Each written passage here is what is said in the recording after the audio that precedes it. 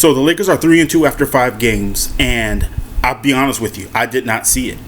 Especially with all things considered. Those considerations being LeBron being out and Luka being injured.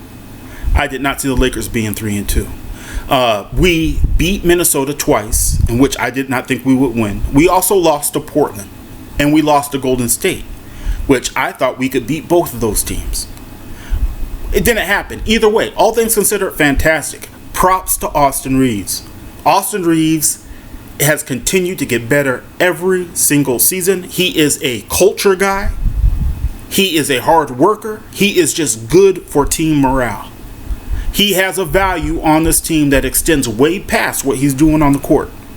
You watch this guy and you watch what he's doing, and you watch his physical makeup, and hey man, that's just hard work. That's all that is. It's props to Austin Reeves, but I gotta say, let's face it. Austin Reeves doing this when Luka and LeBron are out is fantastic. But if Austin Reeves can't do this, or doesn't look like a semblance of what we see now, when those two players are back, then we got a problem. Because at the end of the day, you got to look at what the goal is for the Lakers. Is the goal to win games between games 1 and 5? Absolutely. The goal is to do that. But what is the bigger picture? And, I'll just reference you back, because when I watch Austin Reeves play, this is the first thing it makes me think of. It makes me think of Eldon Campbell and Eddie Jones being traded to Charlotte. Now, do I condone an Austin Reeves trade? Not necessarily right now. I don't. We need to see if he could play next to Luka and LeBron. What does it look like when he plays next to Luka and LeBron?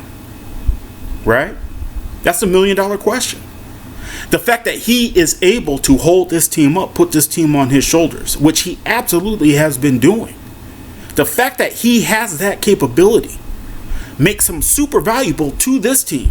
Forget trades. It makes him valuable to this team. But when I hear guys like, I heard Trevor Lane say, oh, could you believe people wanted to trade Austin Reeves? Yeah, I can believe it. Because if what he's doing now, he does not show the capability of being that guy when Luka comes back and LeBron comes back, then your ultimate goal is in jeopardy. Again, what are you playing for? If you're a team playing to win a championship, which I believe these Lakers are, then your goal is not to have Austin Reeves shine when those two guys are injured. The goal is to have Austin Reeves shine when Luka is shining, when LeBron is shining. That's the goal. And if for whatever reason Austin Reeves can't do that when those guys come back, you have to entertain the possibility of trading him again. And it's very bittersweet for me right now. Because if there is one guy on the Lakers team that I feel like shows up, even if he doesn't play well, the dude shows up. It's Austin Reeves, man. It's Austin Reeves. He is a culture guy. He worked for his. You look at his physical makeup, and he don't have the physical makeup that says he should be doing what he's doing right now. Yet he's still doing it. Yo, that's a culture dude right there. And you want to keep guys like that. But sometimes you can't. So again, when I watch Austin Reeves play and I watch him put this team on his shoulders, it's so bittersweet because I'm sitting there like, yo, bro, when those two get back, LeBron and Luka, when they come back, you still have to be that guy. You can't stop being that guy. And part of it is a JJ Redick issue. Look, Austin Reeves is not here's the ball, Luka, I'm going to go stand in the corner. That's not his game. That is not his game. And while I think LeBron is just more naturally amenable to having Austin Reeves be that guy we saw last night, be that guy we've seen over the first 5 games, LeBron's game is more naturally amenable to that. LeBron is just a team dude like that. Luka is not. Luka wants to dominate the ball. And Luka ain't going anywhere. Luka is here until the cows come home, y'all. So with that being said, what does Austin look like when Luka gets back? When LeBron gets back? $1 million question, man. You know, and it makes me think of when the Lakers traded Eldon Campbell and Eddie Jones to Charlotte, and they brought back Glenn Rice. If you guys remember, and I know a lot of you don't, a lot of you are young, but the Lakers had this dude named Eldon Campbell. Eldon Campbell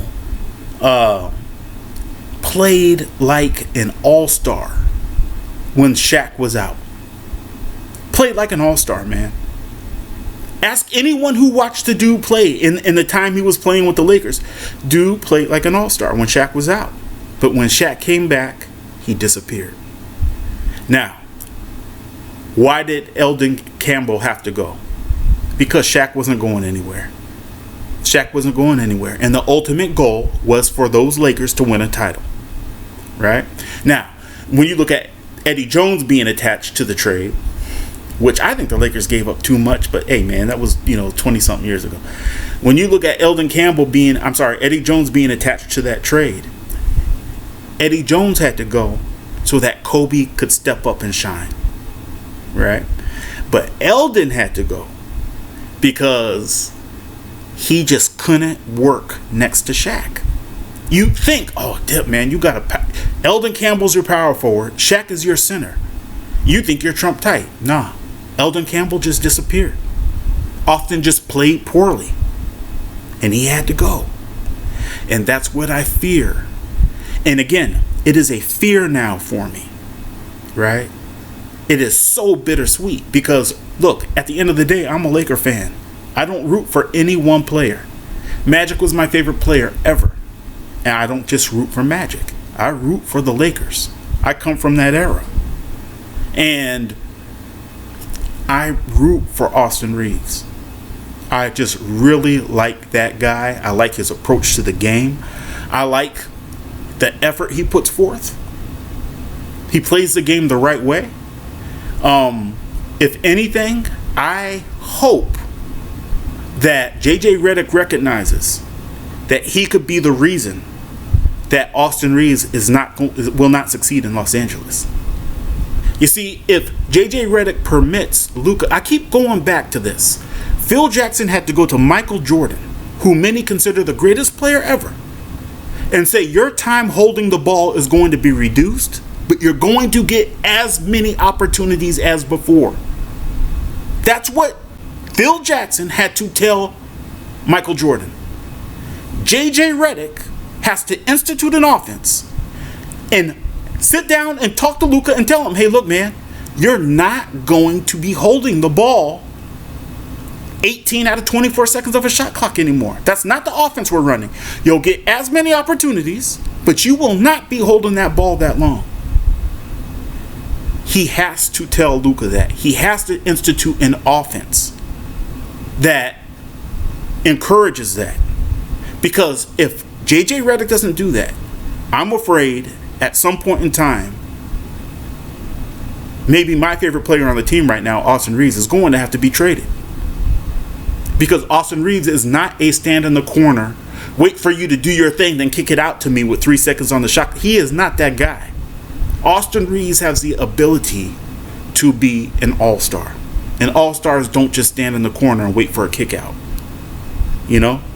So, that's where I am. I just, generally, I'm happy with the Lakers.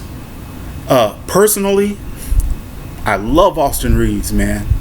But JJ Redick, don't fuck this dude, man. Get up off your ass and figure something out. Okay? I'd rather keep him than trade him. But if he don't work next to LeBron and Luka, then our ultimate goal does not get accomplished. And at the end of the day, with this particular team, it's about winning a championship. So, JJ, make it happen, man. Recognize where you are, recognize what you got, and make it happen. All right, y'all, this is Pure Uncut Lakers. I'll catch you next time.